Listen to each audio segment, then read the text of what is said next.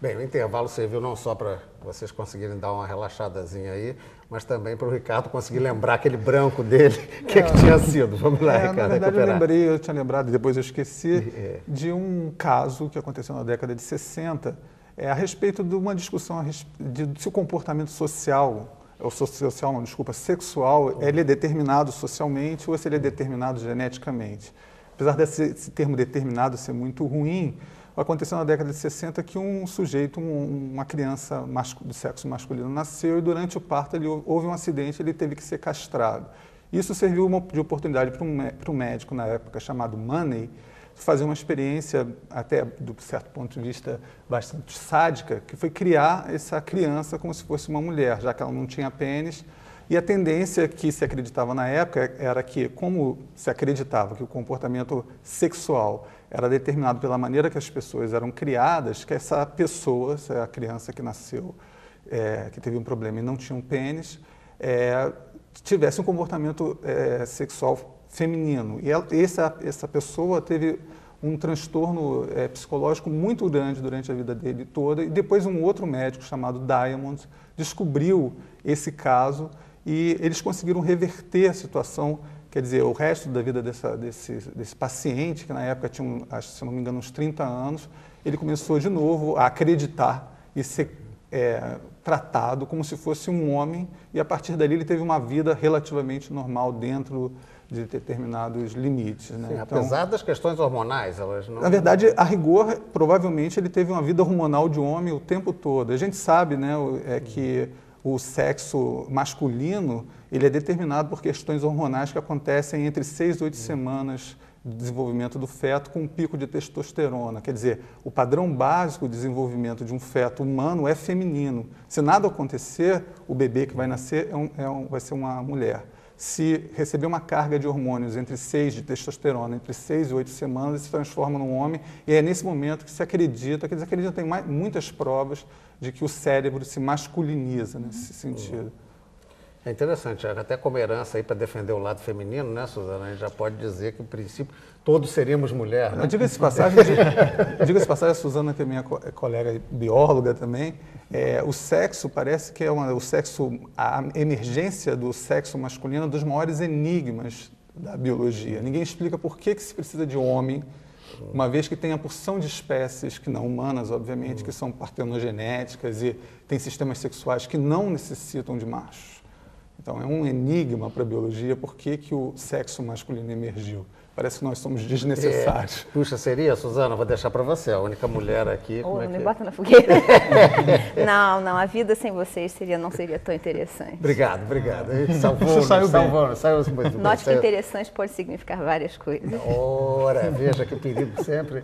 Sérgio, você queria... Já que se falou tanto da criança, do desenvolvimento, até da questão sexualidade próxima do parto e o comportamento, eu aproveitei para falar do distúrbio do déficit de atenção, né, os receptores D2 e D4 da dopamina, e eu queria aproveitar para falar um pouco das alterações de comportamento que ocorrem com o envelhecimento, né, porque isso também, as demências frontotemporais, por exemplo, fazem parte de um capítulo à parte nisso, né.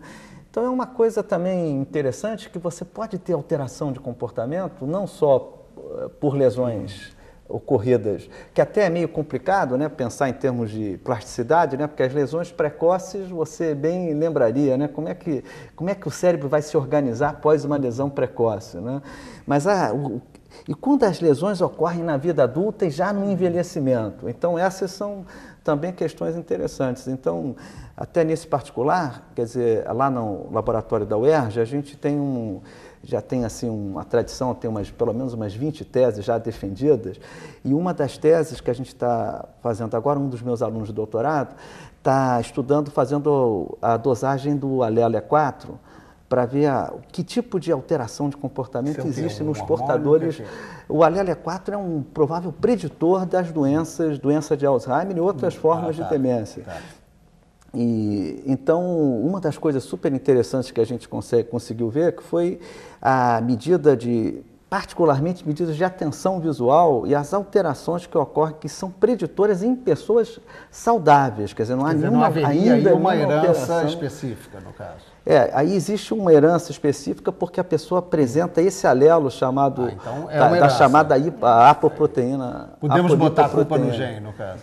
Pode botar não como um determinismo, não como determinismo, mas propensão, né? Mas tem os outros, se eu lembro direito, tem os outros alelos que dão uma propensão maior. Isso, com certeza. Mas é interessante que mesmo nesse caso do envelhecimento, você tem também uma combinação entre a tua herança genética e o que você pode fazer, o que a tua experiência de vida pode contribuir tanto para mais quanto para menos. Então, por exemplo, a gente já sabe que esse gene, por exemplo, tem vários alelos diferentes, dependendo do alelo que você traz, você tem uma predisposição maior ou menor a ter a doença de Alzheimer.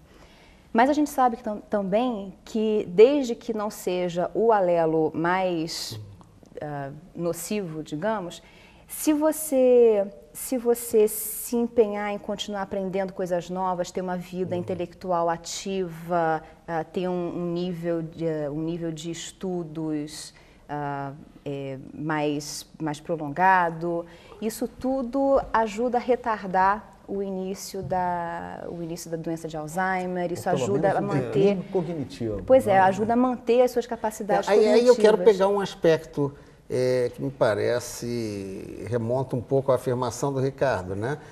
Ainda não há possibilidade de haver uma verificação em termos de custo, não tem, né? É uma viabilidade.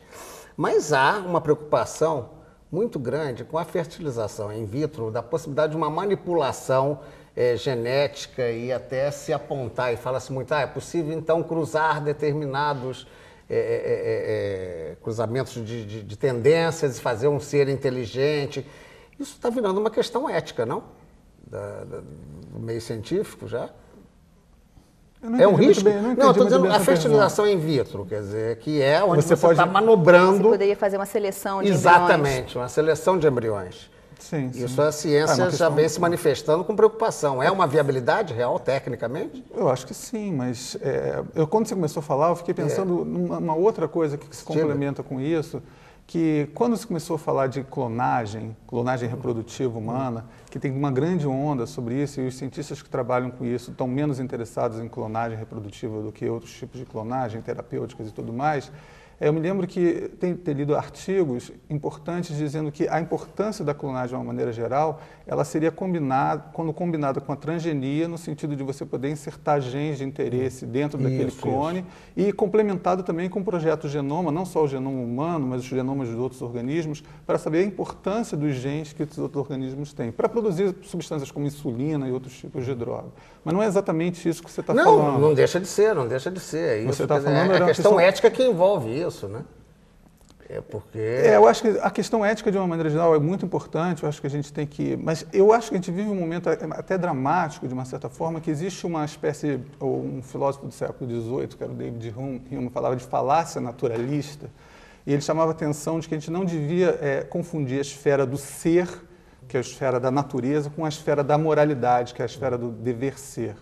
Né? Então, a gente vive um momento, a partir da década de 50 e 60, de uma reação contra a ciência, por conta de algumas coisas que a própria ciência de fato fez, como usar seres humanos como cobaias sem informar as pessoas do que estava fazendo. Então, a gente tem um momento agora, por exemplo, essa verdadeira onda contra os transgênicos. Eu não estou defendendo abertamente os transgênicos de uma maneira geral, mas, de qualquer maneira, cada caso deveria ser analisado por caso, né? E a gente não deveria confundir nunca porque assim, essa onda também de produtos naturais, como se tudo que fosse natural fosse bom. É esse tipo de coisa que a gente tem que senão a gente cai no sanduíche de maionese, que é sanduíche natural, né? E fica uma coisa complicadíssima. Eu queria até colocar em relação a esse ponto, por exemplo, existe uma tendência de superfocalizar, uma tendência do humano, né? Que o Ricardo está falando, provavelmente é isso. Não que não tenha implicações éticas que elas tenham que ser discutidas, mas, por exemplo, vamos pensar em termos assim, de discriminação. Isso geraria uma coisa de discriminação, talvez, né? Bom, vamos pensar hoje, como é que hoje a pessoa entra, vamos dizer, numa escola e depois numa faculdade, ou ganha um cargo, etc. Você não faz provas, né? Em última análise, as notas que você está tirando ali dependem no arcabouço, não depende só da sua vontade. Claro que a vontade tem um papel, mas depende muito da sua estrutura orgânica mesmo. Então também, de certa forma, não é uma grande maldade você submeter pessoas que têm capacidades mentais, vamos dizer assim, organicamente, né, tão diferentes e fazer essa discriminação por inteligência. Ninguém discute isso. Tá? Então, essa questão ética, ela passa em vários níveis e a gente acaba super focalizando alguns pontos e esquecendo outros pontos. Isso até é uma crítica que se levantou na pesquisa de vocês sobre distúrbios de comportamento. Exatamente. Dizer, não poderia ser usado isso para fazer uma verificação e dizer, não, esse indivíduo é perigoso, ao contrário, não vamos discriminar? Aí é que é o ponto, é o contrário. Que, vamos dizer, a humanidade, imagino que deva evoluir em termos da justiça entre as pessoas, deve ser baseada em você fazer o bem, as pessoas viverem bem. E as pessoas viverem bem não significa necessariamente entrar nesse sentido. Por exemplo, o Adrian Rand, que é um pesquisador na área de violência, ele cita, né, ele cita Pinel, Felipe Pinel, né, que no século, não sei se foi século XVII, XVIII, não, XVII não foi, século XVIII, libertou assim, os doentes mentais, né, que eram acorrentados, esquizofrênicos e tal. Eles eram acorrentados como se fossem loucos, etc. Hoje, o que a gente faz? Perigosos e tal. Hoje, a gente, cara, o esquizofrênico é uma pessoa que tem uma doença. Ele diz, na perspectiva dele, crime pode ser encarado como uma doença.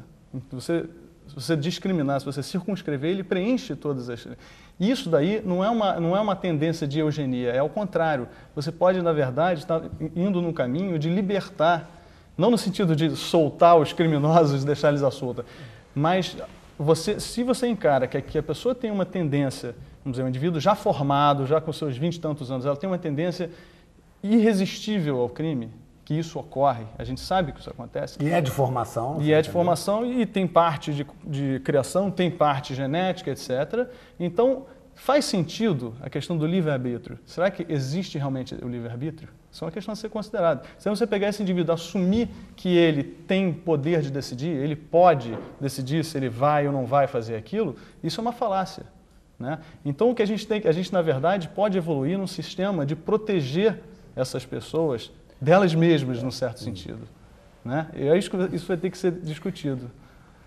Não tem um risco aí, Sérgio? Não lhe parece? Não, eu acho que a ideia em tese é interessante. O problema todo é a validade preditiva de como você vai conseguir fazer esse tipo de avaliação. Por isso é que quando eu estava brincando com ele, eixo 1, eixo 2, no início do programa, eu estou dizendo que, por exemplo, pegar esse trabalho que a gente fez com a apolipoproteína o alelo E4, e verificar qual é o preditor, o que a pessoa que está absolutamente normal apresenta hoje, e de déficit, o que a gente consegue enxergar é um negócio, é uma flutuação de atenção. Quando vem uma setinha para um lado, ela não sabe se aquele alvo é ou não adequado para ela apertar, é um tempo de reação.